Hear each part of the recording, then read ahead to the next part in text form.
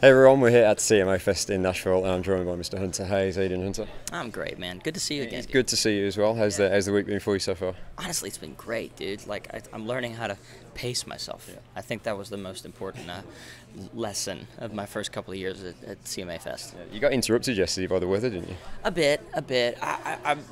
Yeah, that was a little bit concerning. They come on the in-ears, you know, and they're talking to you while you're talking to the audience, and you're just like, whoa, what's going on? Yeah. I was really happy, though, that, I mean, you know, CMA Fest has such an extensive plan to take care of fans, yeah. And it made me really happy that they were able to get everybody to safety as quick as they were, because you know we're here for them. Yeah. Well, at least you got to play at all, because some artists have not even had the chance to get out there. Yeah, so. I know, man. At least we got to play a little bit and we jammed a little bit, so it was a good time. And tonight, this is like the highlight for me. This and our fan party, I think. So. And you've been out on tour, haven't you, recently? The Close to You tour. So tell us about touring with Levi Human, because he's an awesome talent. We followed him right from the start, so tell us about what it's like to share the stage with him. Man, it's been great, dude. I feel like we're brothers by the end of it, even though I'm a total like shy, awkward recluse, you know what I mean? But him and his team were just so much fun to work with, and I'm a huge fan of his new music too, so that was really rad to see him kind of like roll out some new things, and I can't wait for everybody to hear what he's working on next. I mean, it's just he keeps getting better, and I'm a huge fan, big supporter. So, but the tour was fun, man. I haven't been able to put together a show based around the fact that there's an album coming out in 5 years, 4 or 5 years. I've said a different number, I think, every day, but.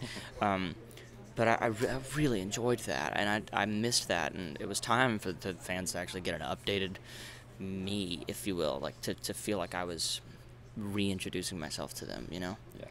And when you came to London, you played us a few tracks in that little showcase that you did, and we were all blown away by the quality of it. So a lot has happened for you professionally and personally in the time since the last album. So how do you feel that's going to be reflected in the new project?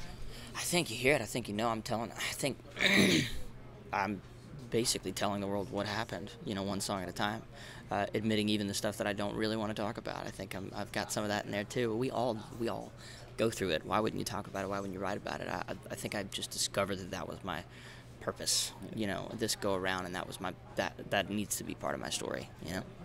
And you've kind of gone down the streaming route, haven't you, as well, the last couple of years, rather than the radio single route. So tell us about the thinking behind that and why you've wanted to go with that route. Yeah, well, I mean, I wasn't really. I think the biggest thing was just figuring out how to release music. You know, it's changed, and I love making records. I love making albums. I always will. But I think we just wanted to. Well, number one, I knew that the album wasn't done. I knew that I hadn't written what I felt like was the album, even though I'd finished 2 albums and 300 songs or whatever. There were songs that survived that I felt like, okay, these will withstand the storm, you know.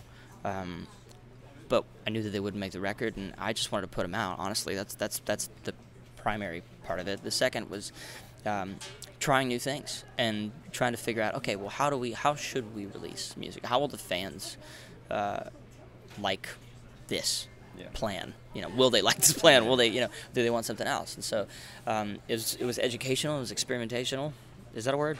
And it was just for the sake of trying it, honestly. Yeah. You know. What have the label been like with you over the last couple of years? Because obviously we know there's a demand for radio hits, and that's just part of the industry. So how have they been with you? Because it seems like they've been very, very patient. Yeah, well, I think they knew that I had to. They were. I mean, yeah, they've been with me through the whole thing, and they've seen it all. And I think they knew that to make the record that we'd all be proud of, we had to go down whatever road it took to get here. You know. And by the grace of God, they they let me, you know, and they were with me, and here we are. So it worked out. And the new radio single, Heartbreak, is just such a jam. You obviously you've come and played that at C2C, and everybody loved it there. So tell us about that one and why you felt that one had to have its own kind of life as a single. Dude, the response to it has been just overwhelmingly awesome. It's just, I don't know, it just perfectly, I'm not going to say sums up the record, but it definitely represents the record. There's a lot of mystery. But there's a lot of optimism, and there's a lot of personal change, and it's just about reflection too. There's a little bit of that, but mostly the optimism part of it is the part that I'm the most proud of, you know. And you did a really cool music video for it as well. Quite a funny music video to watch as well. So tell us a little bit about that and how much you enjoy getting involved in the creative process. I kind of honestly, Colin, the director, I said I want it to feel like Groundhog's Day, but not in a bad way. I want to laugh, and so he must have had the biggest laugh though, because most of the scenes are me running, sprinting, and I did that for 2 days straight, and I couldn't walk the next week. I'm so out of shape. But yeah, the video was just meant to kind of poke fun at how unfortunately, sort of like Groundhog Day, it can feel sometimes looking for that person. And even though you have great experiences, you gotta laugh at it. Yeah. Can't get cool anyway. Super cool. So what's the timeline on the album, really? Because is it a case of waiting to see how the single does and then waiting for a confirmed date? No, or? we've got a date. I just can't say it just yet. Okay. I'm really excited about it though.